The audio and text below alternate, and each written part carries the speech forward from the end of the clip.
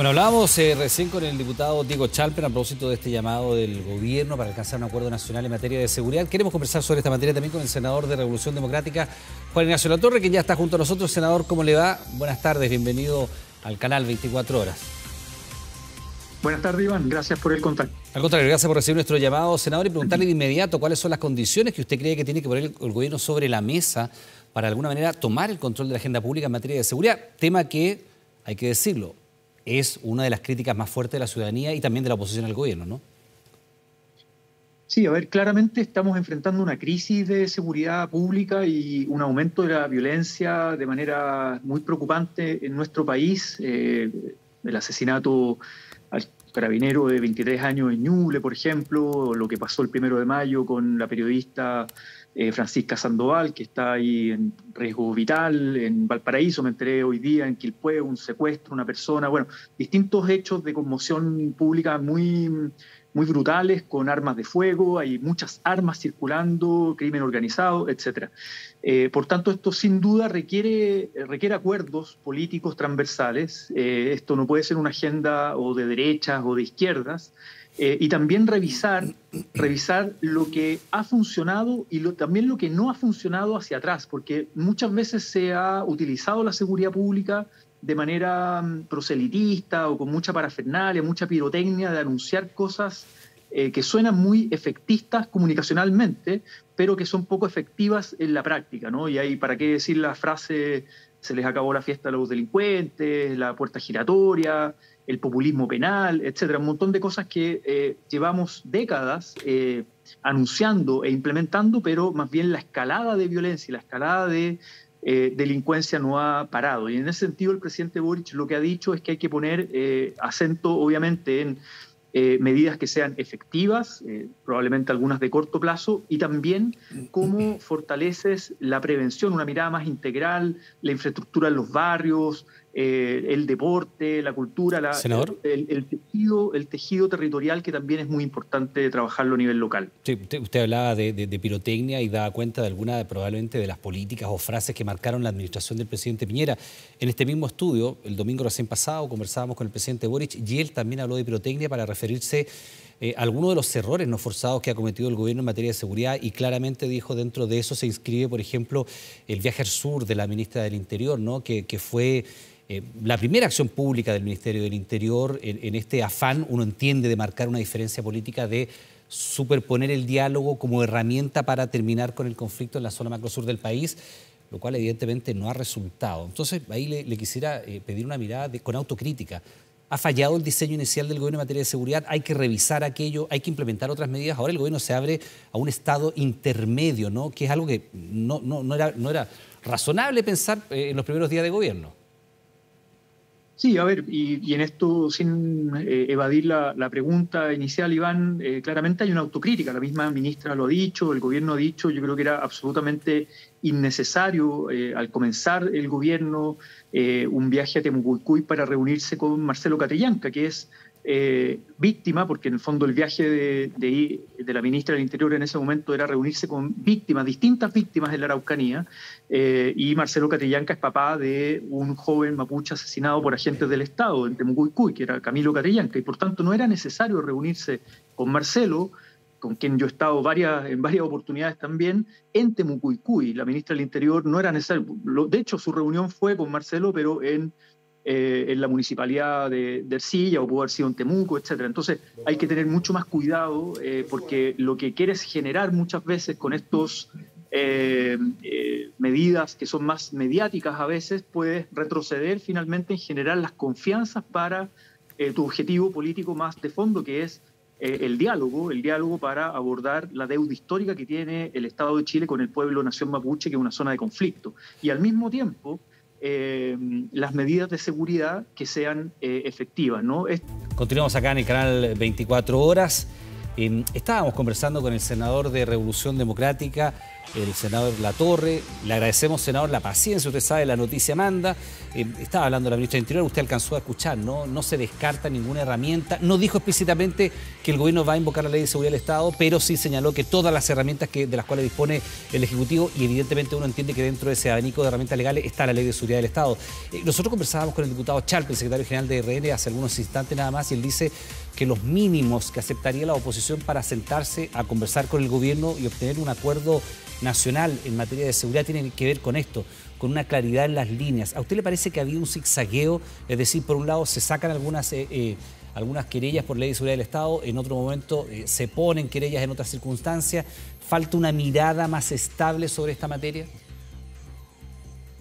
A ver, y reaccionando también a lo que ha dicho la ministra Siche recientemente, uno confía cuando va de buena fe a una mesa de diálogo y llega a acuerdos, donde incluso se satisfacen los puntos, el petitorio de la contraparte, y a pesar de eso continúa la movilización, que no es una simple protesta social, sino que estamos hablando de afectar en una ruta estratégica la cadena de abastecimiento de un país o el traslado, por ejemplo, de personas enfermas en ambulancia, bueno, con todos los impactos que eso tiene.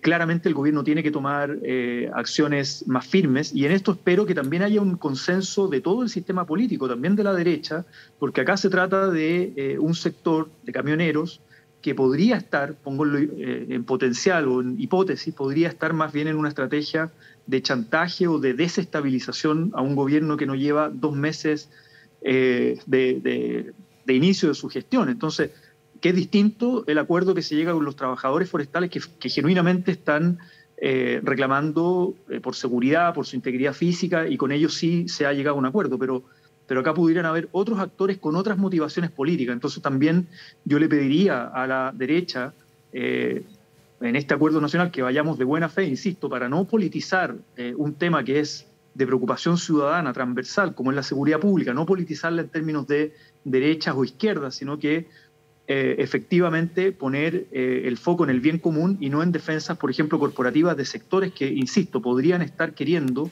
políticamente desestabilizar a un gobierno y chantajear a un gobierno que está recién iniciando su gestión. Ahora, senador, entonces usted le atribuye una potencial mirada más bien política a esta movilización de los camioneros. Le recuerdo, evidentemente el gremio de los camioneros carga con una historia política en nuestro país y uno no puede desconocer aquello, ¿no?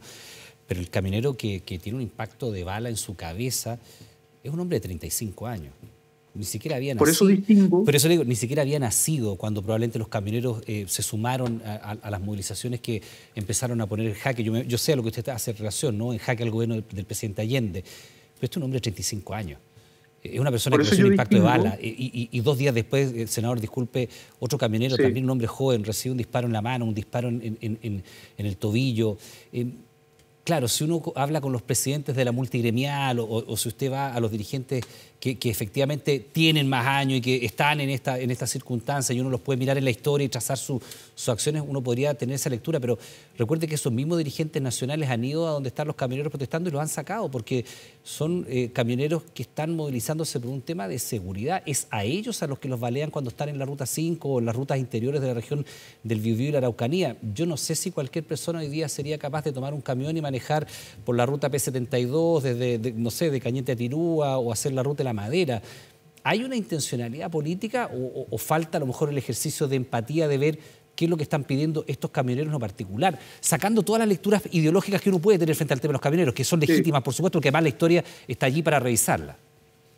No, por eso, Iván, yo hago la distinción. Una cosa es el acuerdo con los trabajadores forestales y camioneros que genuinamente están reclamando seguridad, y con ellos se llegó a un protocolo de acuerdo y habían, de hecho, desmovilizado, sacaron una declaración para decir nosotros nos bajamos de la movilización. Sin embargo, hay otros actores que podrían estar aprovechando de esta demanda por seguridad para generar un evento de desestabilización, porque efectivamente lo que haces es no solo chantajear a un gobierno, sino que afectar a toda una región. Mira lo que pasó hoy día en la región del Biobío con la gente aglomerada en el fondo para poder echarle benzina a sus vehículos cuando se supone, la información que tenemos es que hay, para una semana por lo menos, hay carga y hay reservas de combustible. Entonces hay como generar un escenario que va más allá de la demanda por seguridad, que nosotros empatizamos y por eso el subsecretario Monsalve estuvo en una mesa de trabajo, se llegó a un acuerdo,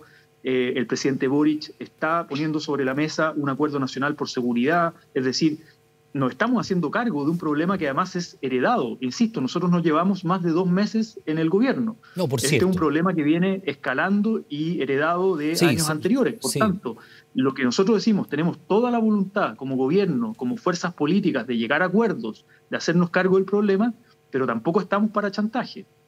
Tampoco estamos para chantaje. Por cierto, que esto no es un tema que surja en el gobierno del presidente Boric, nadie puede tener una mirada tan cortoplacista, pero también en el sentido de lo que conversábamos antes de escuchar a la ministra Siches, ¿no? En preguntarle si objetivamente hubo un poco de ingenuidad, o si usted, porque si uno ve las campañas presidenciales, el tema de seguridad ciudadana no estaba presente en la agenda del candidato Gabriel Boric, hoy presidente de la República, hasta que él va a La Pintana, él mismo lo dice.